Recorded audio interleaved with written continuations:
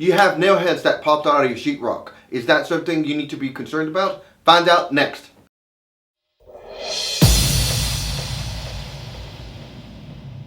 This is Jesse with REMAX North San Antonio, and today we have a great person here that's going to tell us if nail heads, when they pop out, if that's something that you need to be concerned about. Hi, I'm Blake from Power Eye Inspections, and to answer that question is, well, it really kind of depends on the amount of nail heads that are backing out and the type of moisture that's been applied around your house can help minimize some of that. But nail head pops are really kind of a settlement type issue, more so than it is a structural concern. Then again, you know, every situation kind of varies, and it just depends on the amount of movement that your structure is doing. But typically, when you have nail heads back out, oftentimes there's actually several reasons that could happen. It could happen from a movement of the foundation. It could also happen from somebody slamming a door excessively hard. Any kind of construction or renovation that's being done on a home can cause those to back out, because if people are banging away on the structure in some area, things are going to vibrate and those nail heads will try to back out. Is it a major concern, or is it something that we need to worry about? When I'm going into a home and I see nail heads backing out, my immediate reaction is settlement. Not necessarily a structural issue, okay? And to illustrate part of what can happen is, if I were to take this pin here, thank you. You're welcome. Let's say that this pin is a 2x4 and this is your foundation. If I hold this pin down low and shake it, you can see how much more that moves up top, okay, as opposed to down low where your foundation is. And the taller your structure gets, the more amplified your movement is going to be near the top. So what you saw with the movement on the pin, the same thing holds true in any structure.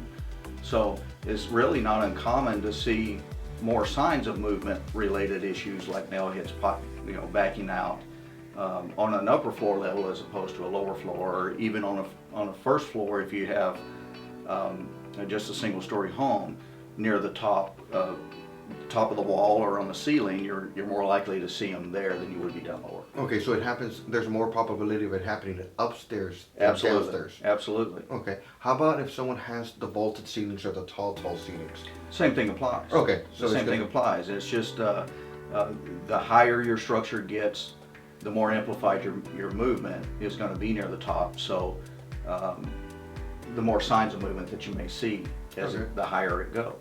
Okay. So whether it's a vaulted ceiling, or sometimes you can see sheetrock seams that may get a little cracking, things like that.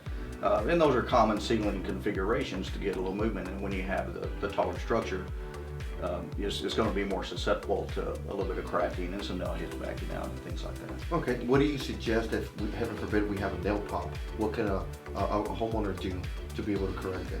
Well, there's certain things you could do. One thing you can do is watch a YouTube video. Okay. Do you have a YouTube channel? I don't have. Unfortunately, I don't have a YouTube channel.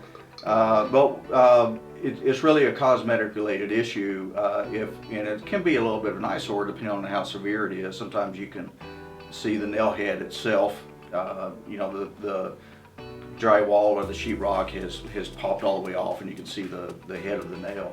In those circumstances, maybe a little caulking or spackling of some kind.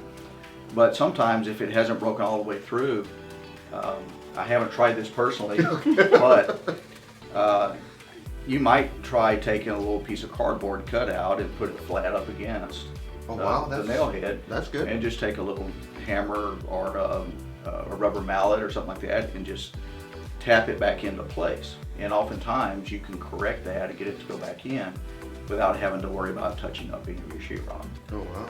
So just a little option for you. It's worth a shot.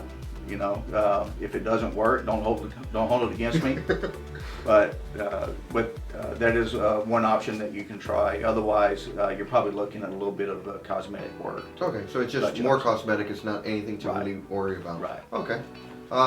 If you would like more information on this, you're free to contact Blake, and I do encourage you. The thing that I love about Blake is he's very analytical and very thorough. We've had experiences when someone does a third-party inspection or an inspection on a home, and 30 minutes they're out.